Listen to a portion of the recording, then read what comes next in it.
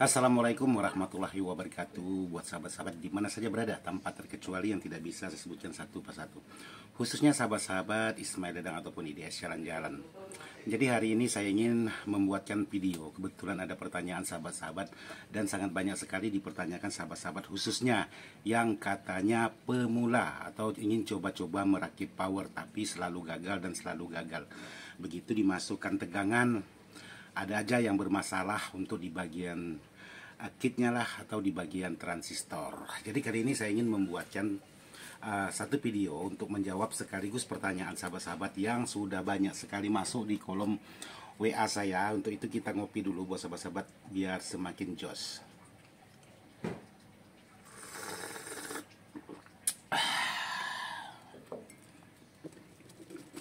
Jadi kebetulan di sini saya lagi menggarap sebuah power, yaitu menggunakan transistor final sebanyak 6 set per mono. Jadi ini kelasnya kelas AB. Kebetulan hari ini saya mengupgrade sebuah power, yaitu sahabat kita yang dari Sintang kemarin yang sudah saya review juga, untuk di bagian powernya seperti apa. Dan kebetulan juga di sini menggunakan kit draper seperti ini.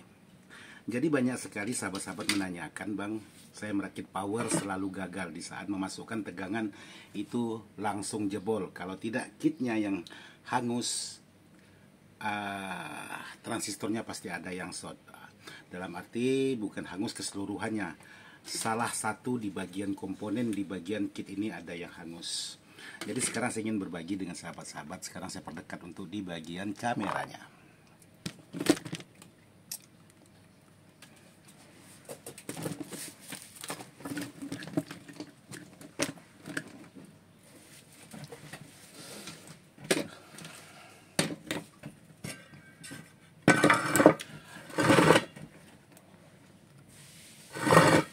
Oke, buat sahabat-sahabat. Jadi di sini sudah ada transistor yang sudah selesai saya rakit. Jadi di sini buat sahabat-sahabat pastikan dulu setelah dirakit untuk di bagian R-nya ini, sahabat coba dibuat seperti ini dulu. Agak ditekan sedikit sama dua-duanya. Nah, tujuannya kenapa? Kalau ada yang kendor, otomatis dia lepas seperti ini. Jadi pastikan ini tidak ada yang kendor untuk di bagian R kapurnya, dan solderan untuk yang lain maupun R basis ataupun di bagian kolektor khusus di bagian transistor juga harus benar-benar kuat. Nah, di sini yang sering membuat sahabat-sahabat itu gagal ialah di bagian ini. Sedikit saya ingin berbagi dengan sahabat-sahabat. Jadi sahabat-sahabat pastikan untuk di bagian apometer sahabat-sahabat bisa ambil kali 1 boleh, kali 10 boleh, kali 100 juga boleh. Jadi saya ambil di sini kali 1 aja di sini. Jadi sahabat bisa ukur seperti ini antara jalur tegangan dengan jalur basis seperti ini. Sahabat pastikan salah satunya ini, mudah-mudahan kelihatan tidak silau di kamera. Ya, saya perdekat aja. Nah, seperti ini. Ini ada pergerakan untuk di bagian apometernya. Sekarang saya tukar balik. Yang merah saya tukar ke basis, yang basis saya tukar ke kolektornya. Seperti ini. Ini pastikan tidak ada pergerakan sama sekali. Seperti ini. Jadi kalau posisinya seperti ini ada pergerakan. Sahabat-sahabat bisa perhatikan jarum multi saya. Yang merah dengan yang hitam. Ini ada pergerakan. Kalau sahabat putar balik seperti ini tidak ada pergerakan sama sekali. Itu betul-betul aman. Tapi kalau ada sedikit aja pergerakan, itu sudah bermasalah. Karena ini belum dipasangi kit.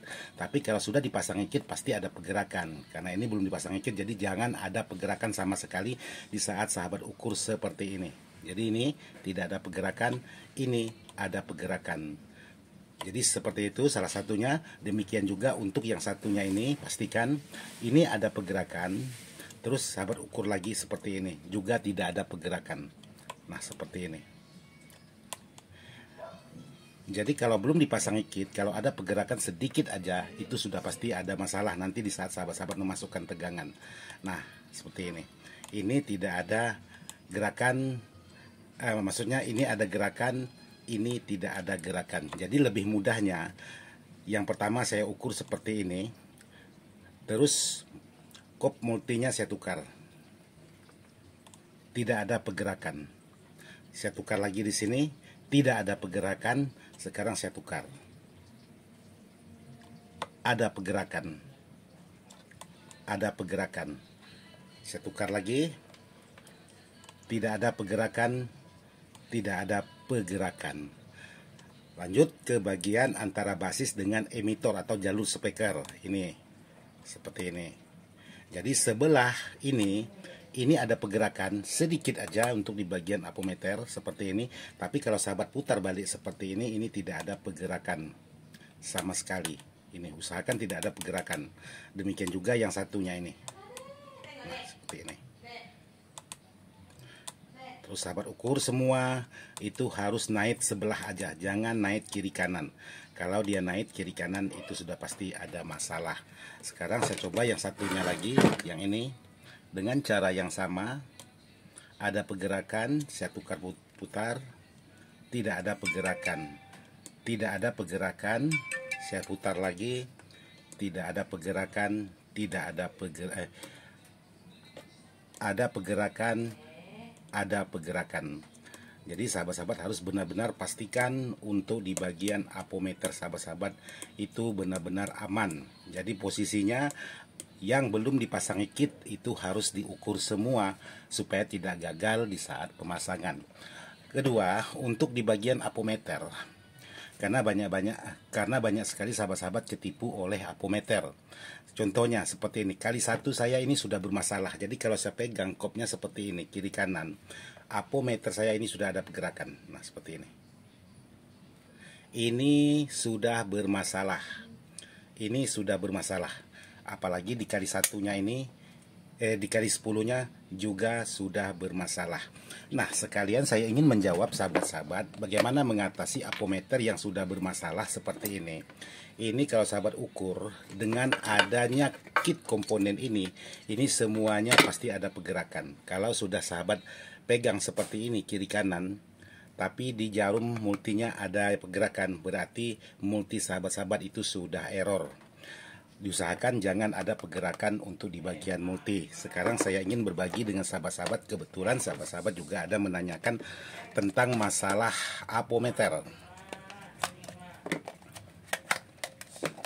Ini apometer sering bermasalah di bagian kali 1, kali 10, dan kali 100. Karena kenapa? Sering mengalami di saat posisi AC atau posisi tegangan itu selalu lupa memindahkan. Nah, seperti ini. Di sini ada saya pasangi R18K. Di sini juga ada R18K. Jadi sahabat-sahabat bisa mengganti R ini yang di bagian 18K-nya ini sahabat ganti. Karena untuk R bawaannya ini sudah putus. Ini satu R-nya yang sudah putus, ini satu juga sudah putus. Sekarang saya coba cari R18.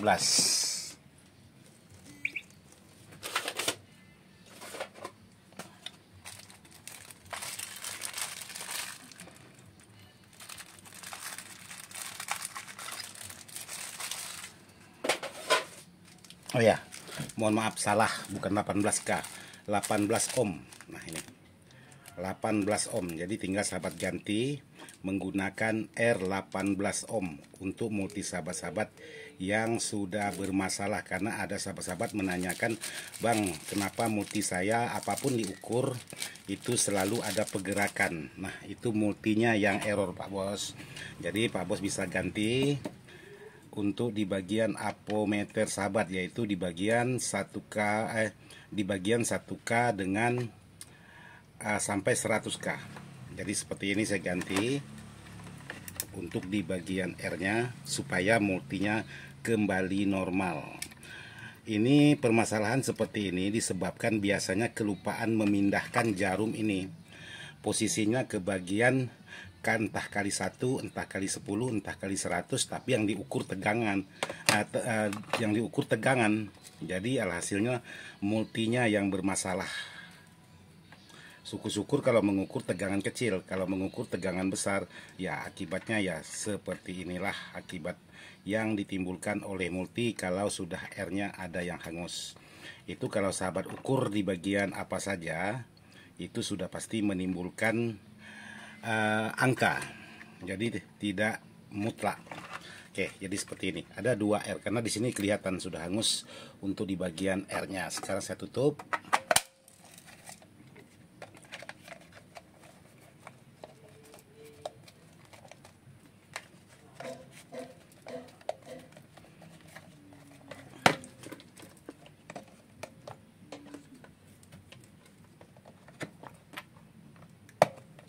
Oke, sekarang saya coba tes lagi.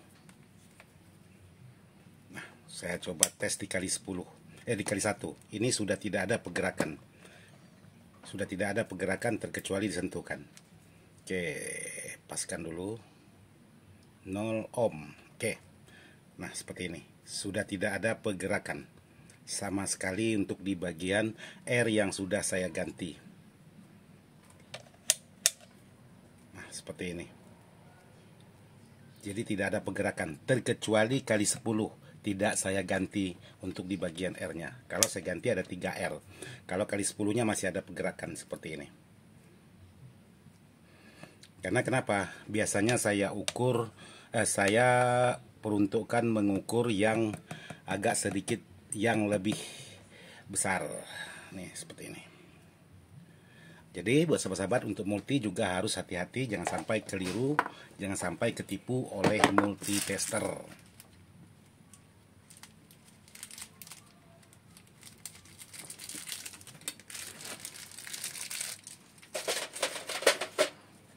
Oke, jadi buat sahabat-sahabat sudah saya jawab untuk pertanyaan di bagian apometer. Terus untuk pemasangan untuk di bagian kit ke bagian transistor ini nanti akan saya buatkan untuk video berikutnya. Jadi yang jelas buat sahabat-sahabat untuk memastikan aman atau tidak sebuah transistor di saat dipasang tegangan, pastikan dulu ini yang sangat penting dipastikan. Jadi sahabat-sahabat boleh mengukur kali 1, kali 10 ataupun kali 100. Pastikan dulu seperti ini, jangan ada pergerakan salah satu, dia hanya ada pergerakan satu sumber aja, tapi kalau dibolak-balik seperti ini tidak ada pergerakan sama sekali. Oke, jadi mudah-mudahan bisa sahabat pahami untuk cara merakit sebuah power, dan sekaligus saya menjawab pertanyaan sahabat-sahabat yang sudah menanyakan.